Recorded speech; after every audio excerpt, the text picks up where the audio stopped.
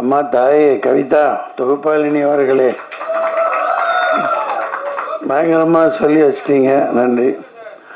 அவங்களுக்கு பதில் சொல்லிக்கிறேன். ரோஜா பூ ஏன் வச்சேன்னா, கருப்பு ஆடையில் வந்திருந்தேன்.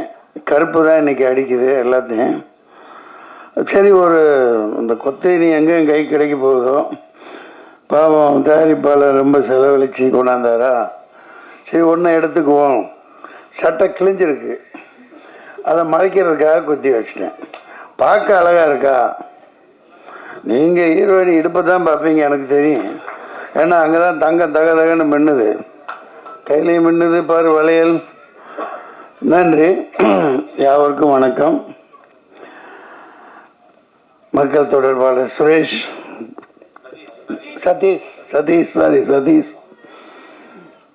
கவிதா தொகுப்பாளினி மற்றும் தேவராஜ் பத்திரிகையாளர், எல்லாருமே, அனைத்து தாளிகையாளர்கள், பார்வையாளர்கள்,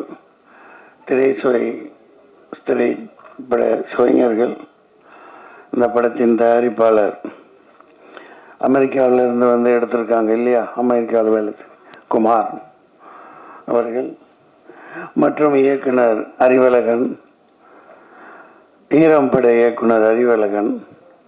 இந்த ஈரமெல்லாம் மிகப்பெரிய ஒரு பாதிப்பை, தாக்கத்தை தமிழ் திரைப்படத்தில் ஏற்படுத்திச்சு. அமைதியாக உட்கார்ந்துருக்காங்க.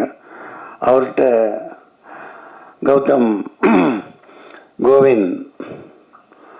கோவிந்த் தானே, சரி, கௌதம் கணபதி. ஏன்னா எனக்கு என்னமோ அந்த அம்னீஷியா மாதிரி நிறையா வந்துருச்சு, தெரிய மாட்டேங்குது. மற்றும் புதுமுக இசையமைப்பாளர் மனோஜ், ஆர்ட் டைரக்டர். நல்லா போட்டிருந்தீங்க, செட்டு மாதிரியே தெரில. அந்த துப்பாக்கியெல்லாம் ஒரிஜினல் மாதிரியே இருந்துச்சு. நான் ஷூட் பண்ணியிருந்தா எதுவும் அவ்வளோதான், குண்டு பாஞ்சிருக்கும். அற்புதமாக பண்ணியிருந்தாங்க. இளம் கதாநாயகன் நல்லா அழகாக இருக்காங்க. தர்ஷன், உங்கள் தரிசனம் படம் வெளியானதுக்கப்புறம் உங்கள் தரிசனம் வேண்டி எத்தனை பொண்ணுங்க அலைய போகிறாங்களோ தெரில. கதாநாயகியும் அப்படி தான் இருக்காங்க. பனியில் பூத்த மலர் மாதிரி குளிச்சுட்டு அப்படியே வந்திருக்காங்க. நல்ல அற்புதமான தேர்வு. மற்றும் இவங்க போலீஸ்காரியாக நடித்தாங்க எங்கூட, இந்த பச்சையம்மன் அவர்கள். அம்மா பேர் ரம்யா மேடம். ஐயா என்ன பண்ணீங்க? சிரிக்கக்கூடாது ஐயா, திடீர்னு கூப்பிட்றாங்க, என்ன தப்பாக எடுத்துக்கூடாது. அவங்கள பாராட்டணும், பேர் சொல்லாம விட்டால் தப்பாயிடும். இசையமைப்பாளர் நல்ல எங்காக இருக்கார். இந்த கருப்பு படத்துலேயும் ஒரு அபயங்கர்னு ஒரு பையன், சின்ன பையன் தான், இதே மாதிரி தான். இந்த மாதிரி புதியவர்களை ஊக்குவிக்கணும். அந்த வகையில் நான் குமார் அவர்களை ரொம்ப ரொம்ப பாராட்டுறேன். நீங்கள் வந்து எடுப்பீங்க, இன்னும் நிறைய எடுப்பீங்க. இந்த அப்டேட் பிக்சர்ஸ் அப்டேட்டாக அடித்து தள்ளிட்டு போயிட்டே இருக்கும். இன்னும் சண்டை காட்சி நிபுணர்கள்லாம் விட்டுட்டேன். ராம்போ ராஜ்குமார்கிட்ட ஒர்க் பண்ண அப்பா பேர் என்ன, பிரகாஷ், பயங்கரமாக அவர் கூட இருப்பார். அவரோட சன்னு, அவருடைய மகன் சண்டை காட்சியெல்லாம் பண்ணியிருக்காங்க.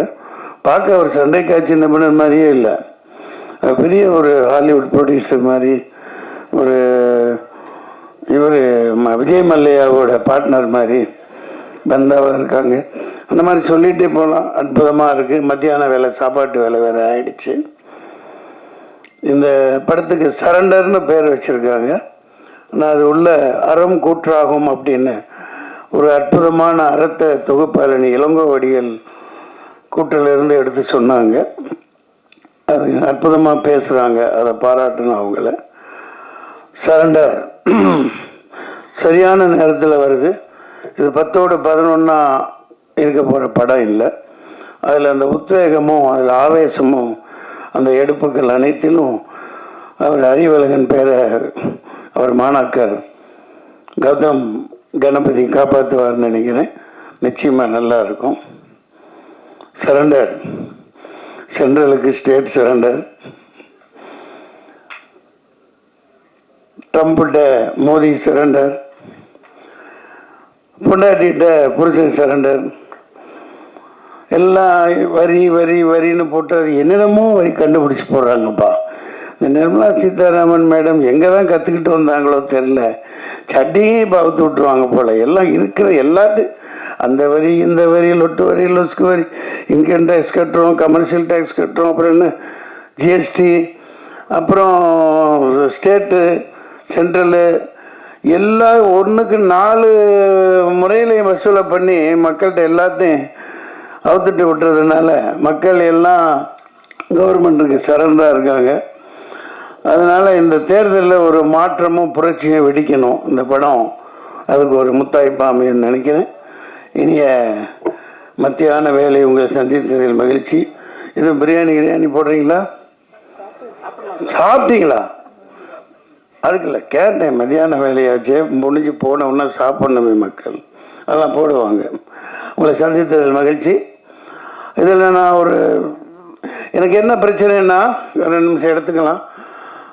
எனக்கு போவேன், என் மேனேஜர் சொல்லுவான் இங்கே ஷூட்டிங்க இந்த இது அவ்வளோதான்.